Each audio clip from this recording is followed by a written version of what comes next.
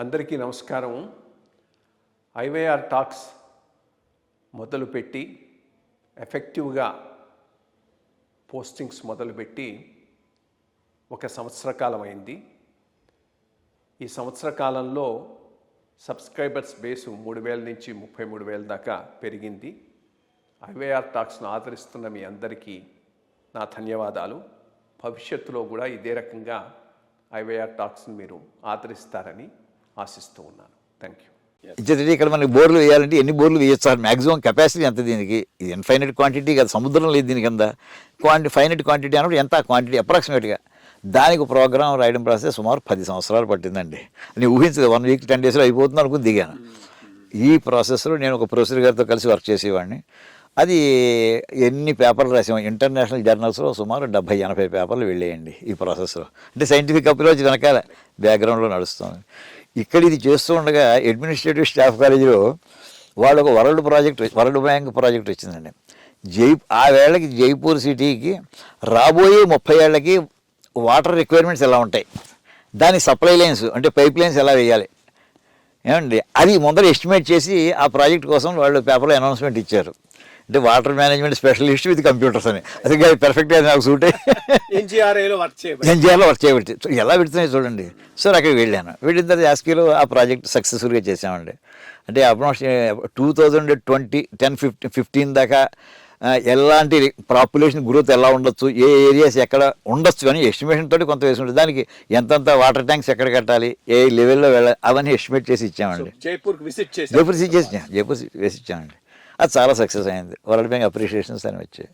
అంటే ఇలా ఓ దాంట్లో ఒకటి అక్కడ వెళ్ళిన తర్వాత ఏంటంటే మేనేజ్మెంట్ టెక్నిక్స్ కూడా తెలిసి యాస్కీలో పనిచేయడంతో దాంతోపాటు material management software, finance management software వీటితోటి నాకు పరిచయం వచ్చింది.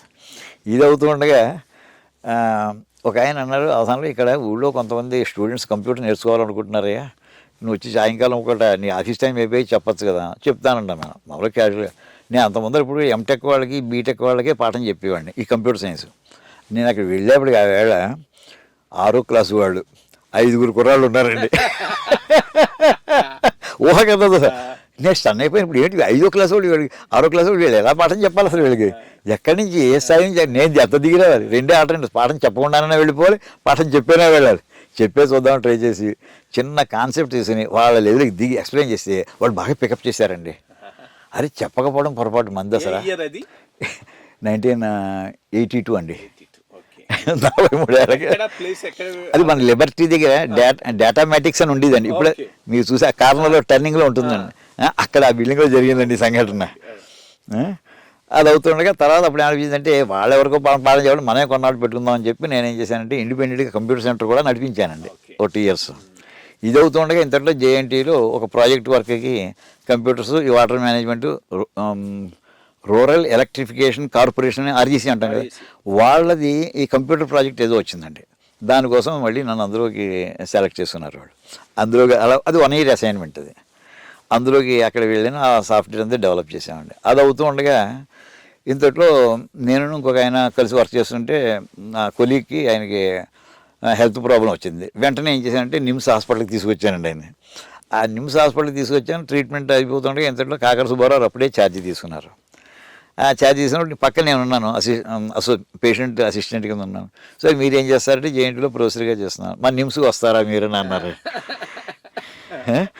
అంటే నాకు పే ప్రొటెక్షన్ ఇచ్చి పొజిషన్ ఇస్తే వస్తానండి. సో ప్రొఫెసర్గా ఇస్తామన్నారు, పే ప్రొటెక్షన్ ఇచ్చారు. సో దాంతో నిమ్స్కి రావడం జరిగిందండి. ఇలా ఒకదానికొకటి లింకులన్నీ కూడా దైవదత్తంగా వచ్చాయి తప్ప ఇందులో నేను అది పరమేశ్వరుని అనుగ్రహం సంపూర్ణ ఎప్పుడు అనుకుంటూ ఉంటాను. అలాగే నాకు సహాయం చేసినటువంటి మహానుభావులు నాకు అందరూ మధ్యలో చాలామంది ఉన్నారు. ఏమండి అక్కడ నిమ్స్కి వచ్చే రోజు ఏంటంటే ఆవిడ ఒక్క కంప్యూటర్ లేదండి, ఒక్క కంప్యూటర్ లేదు, ల్యాప్టాప్లో క్వశ్చన్ లేదు అసలు, మామూలు చిన్న మిషన్స్ లేదు, ఫ్రీడమ్ ఉంది. ఆయన కూడా పర్చేసింగ్ పవర్స్ డైరెక్టర్కి కొంతవరకే ఉండేదండి. ఆయనకి 1 lakh rupees ఆయన మ్యాక్సిమం పర్చేసింగ్ పవర్ డైరెక్ట్గా బోర్డుకి వెళ్ళకుండా. దాంతో ఒక కంప్యూటర్ వచ్చిందండి, 2 ఫ్లాపీ డిస్కులతో కంప్యూటర్ వచ్చింది, హార్డ్ డిస్క్ కూడా లేదండి దానికి. అక్కడి నుంచి స్టార్ట్ చేసి దాని పేరోల్ ప్రోగ్రామ్ డెవలప్ చేసి తర్వాత out patient software, in patient software ఇవన్నీ చేసి వస్తే నేను 20 ఏళ్ళు సర్వీస్ చేశానండి. అంటే 86 నుంచి 2006 దాకా.